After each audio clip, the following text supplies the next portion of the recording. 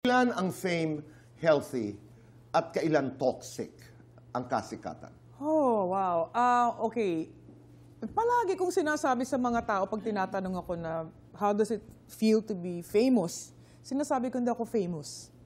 Kasi hindi ko alam, naramdaman ko na yung kilalang kilala at feeling mo tinitingala ka na hindi mo naintindihan bakit. Kasi ang feeling ko hindi naman ako ganun kagaling kumanta, maraming mas magaling.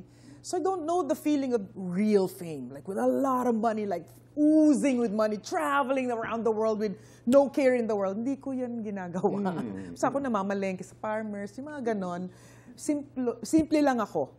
Now, the fame becomes toxic. Feeling ko, sa nakikita ko sa ibang tao, doon ko na ginigage yung toxic siya. Kasi may mga tao na nasa show business, feeling ko lang, no? This is just an observation, like I said, sobrang famous, parang hindi ko na malapitan, hindi ko na makausap ng katulad nung dati.